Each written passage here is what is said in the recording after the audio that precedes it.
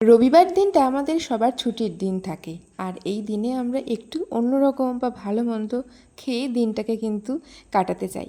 সেরকমই আজকে তোমাদের সঙ্গে আমি শেয়ার করব রবিবারের একটা স্পেশাল রান্না।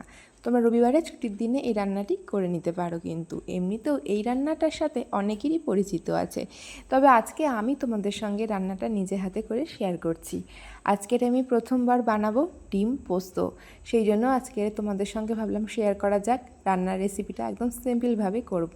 ডিমটা দিকে সেদ্ধ বসিয়েছি, এদিকে আমি চার মগজ নিয়ে নিয়েছি একটুখানি 2 প্যাকেট মতন, আর ওদিকে পোস্ত 2 প্যাকেট মতন ভিজিয়ে রেখেছি। আর তার মধ্যেই আমার ডিমটা খুব সুন্দরভাবে ফুটে গেছে। একটু নুন দিয়ে ডিমটাকে আমি সেদ্ধ বসিয়েছিলাম। ওই গরম জলেই কিন্তু আমি আলুটা এখন দিয়ে নিচ্ছি। একদম ফুটন্ত জলে সেই ডিম শুদ্ধ হওয়ার প্রথম দিকে আলুটা আমি দিয়ে কিন্তু সেদ্ধ করে নিই। তাতে করে আলুগুলো খুব বেশি গলে যায়, তরকারিতে খেতে ভালো লাগে না। সেই জন্য ডিম সিদ্ধ হয়ে যাওয়ার পরে যখন আমি গ্যাসটা অফ করে দিয়েছিলাম, ঠিক তখনই ওই ডিমের গরম জলে আলুটা আমি দিয়ে নিয়েছি।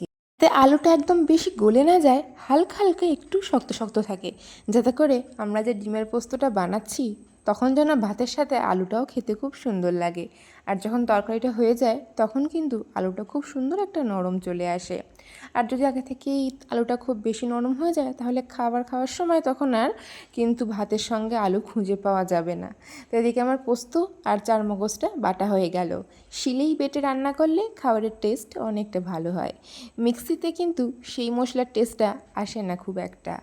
ডিমটা ছাড়িয়ে নিয়েছি ভালো করে, আর আজকে দেখছি ডিমটা খুব ভালোভাবে ছেড়েও গেছে, ঠিক মতন আর কি সেদ্ধ হয়েছে। আসলে ডিম সেদ্ধর সময় নুনটা একটু ঠিকঠাক পরিমাণে দিতে হয়, আর একদম ঠিকঠাক পরিমাণে বুঝে কিন্তু গ্যাসটা অফ করতে হয়। আর তারপরে ডিমটা গরম জল থেকে তুলে নিয়ে একটু ঠান্ডা জলে কিছুক্ষণ ডুবিয়ে রাখলে ভালো মতন করে ডিমটা কিন্তু খোসা ছেড়ে যায়, মানে ডিমের গা থেকে খোসাগুলো ছেড়ে যায়।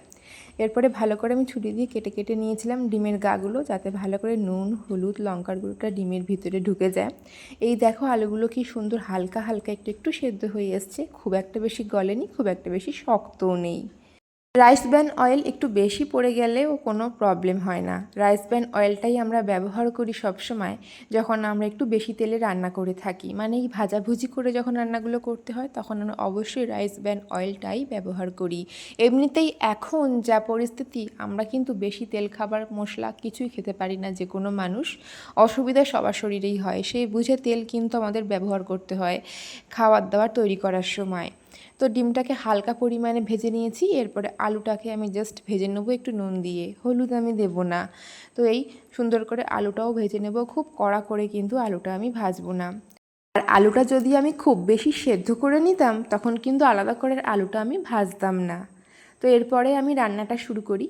তেলে আমি প্রথমেই দিয়ে নিচ্ছি একটুখানি চিনি, যাতে ভালো কালার আসে। একটা তেজপাতা একটা লঙ্কা ফোড়ন দিলাম চিনির সাথে। যে তেলেই ডিম আলু ভেজেছি সেই তেলেই আমি তরকারিটা বসিয়ে দেব। একটু আদা একটু রসুন দিয়ে হালকা নাড়াচাড়া করে নেব। এরপরে আমি এতে দিয়ে নেব কুচানো পেঁয়াজ। এটা সুন্দর করে হালকা নাড়াচাড়া করে নেব 2 মিনিট মতন। পেঁয়াজটা হালকা ব্রাউন ব্রাউন কালার চলে এলে এখানে অ্যাড করছি আমি নুন হলুদ জিরের গুঁড়ো আর একটা সব রকমের মশলা ভাজা যে গুঁড়ো করা রয়েছে আমাদের বাড়িতে, এটা করাই থাকে সব সময়, তো সেটাই আমি অ্যাড করে দিলাম পেঁয়াজের সাথে। এরপর নাড়াচাড়া করে আমি দিয়ে নিলাম একটা টমেটো আর কাঁচা লঙ্কা। ভালো করে নাড়াচাড়া করে নিলাম। তারপরে এখানে দিচ্ছি এখন আলুর দমের মশলা। এই আলুর দমের মশলা ডিমের তরকারিতে দিলে হালকা একটা দারুণ স্মেল হয়। এরপরে আমি অ্যাড করব একটুখানি মিট মশলা, একদম অল্প পরিমাণে, যাতে করে একটু স্বাদটা অন্যরকম হয় ডিমের তরকারির। আর এবারে সুন্দর করে আবারও আমি নাড়াচাড়া করে নিচ্ছি একদম। তারপরে একটুখানি জল অ্যাড করব, কারণ আমি টমেটোটা সেদ্ধ করতে চাইছি। টমেটোটা যদি ঘষে দেওয়া হতো তাহলে কিন্তু আমি জলটা অ্যাড করতাম না। তো এবারে জল দিয়েছি যেহেতু, তাই আমি একটু সুন্দর করে ঢেকে দেবো। এখন প্রায় 2 মিনিট মতন ঢেকে রেখেছিলাম। তারপরে খুলে দেখব এখন টমেটোটা খুব সুন্দর সেদ্ধ হয়ে এসছে। এবারে আমি টমেটোটাকে সুন্দর করে খুন্তি দিয়ে এইভাবে কিন্তু গলিয়ে গলিয়ে নেব, যাতে করে শক্ত ভাবটা না থাকে। তো তারপরে আমি এখানে ঢেলে দিলাম এবার ডিম আর আলুটা। এইবারে কিন্তু একটু টাইম নিয়ে কষাতে হবে সুন্দর করে। যতক্ষণ না তেল বেরোয়, যেরকম করে আমরা মাংসটা রান্না করি কষানোর সময় ঠিক সেরকমভাবে।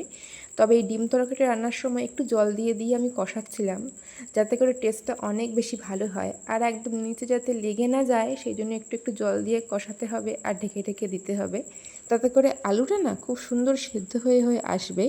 এরপরে কিন্তু আমি কিছুটা টাইম একটু ভালো মতো নাড়াচাড়া করেছি, প্রায় 3 থেকে 4 মিনিট ভালো করে নাড়াচাড়া করার পরে আমি এখানে চারমগজ আর এই পোস্ত বাটা যে রেখেছিলাম রেডি করে এটা এবার দিয়ে নেব। যেহেতু অনেকগুলো ডিম রান্না করছি আজকে, তাই আমি কিন্তু এখানে 2 প্যাকেট করে প্রথমেই তোমাদেরকে দেখিয়েছি আমি এখানে আজকে ব্যবহার করেছি চারমগজ আর হচ্ছে পোস্ত বাটা। তারপরে বাটিটা ধুয়ে ভালো করে সেই জলটাও আমি দিয়ে নিয়েছি। তারপরে সেই জলে জলেই সুন্দর করে কিন্তু আমি কিছুক্ষণ ভালো করে কষিয়ে নেব। আর যত ভালো কষানো হবে এই ডিম পোস্ত কিন্তু ততই ভালো টেস্টি হবে। আমার তো মনে হয় প্রথমবার ট্রাই করছি, জানি না ঠিক কেমন কি আমি টেস্ট আনতে পারবো। তো তারপরে আমি একদম বাটি মেপে 2 বাটি জল দিয়েছি। আরে একটু কিছুক্ষণের জন্য সুন্দরভাবে ঢাকা দিয়ে নিচ্ছি। এটা প্রায় একটুখানি 5 মিনিট সময় লাগবে ভালো করে ফুটতে। তো দেখো কি সুন্দর ফুটে গেছে। এবার একটু ভালো করে নাড়াচাড়া করে দেখে নিচ্ছিলাম আলুটা সেদ্ধ হলো কি না। আলুটা মোটামুটি সেদ্ধ হয়ে গেছে। এবার কিছু আলু আমি চটপট গেলে নেব এইভাবে, তাহলে ঝোলের গ্রেভিটা অনেক সুন্দর থিক্কানেস আসবে। আর এই ডিম পোস্ত একটুখানি গ্রেভিটা মোটা মোটা থাকলে ভালো লাগে আর কি। এরপরে আমি একটু চিনি অ্যাড করেছি পরিমাণ মতন, ভালো স্বাদের জন্য, মিষ্টি মিষ্টি যাতে হয়। আর একটুখানি গরম মশলা আর অবশ্যই একটু ধনে পাতা দিয়ে নেব। ব্যাস এবার নামিয়ে নেব। আর ঝোলটা কিন্তু আমি ঠিক এই রকমই রাখতে চেয়েছিলাম, তাই এবারে আমি চট করে নামিয়ে ফেলবো। আর বেশি মোটা হলে কিন্তু আবার ভালো লাগবে না, মানে খুব একটা মোটাও না খুব একটা বেশি ঝোলও না, মিডিয়ামভাবে নামিয়ে নিতে হবে এবারে।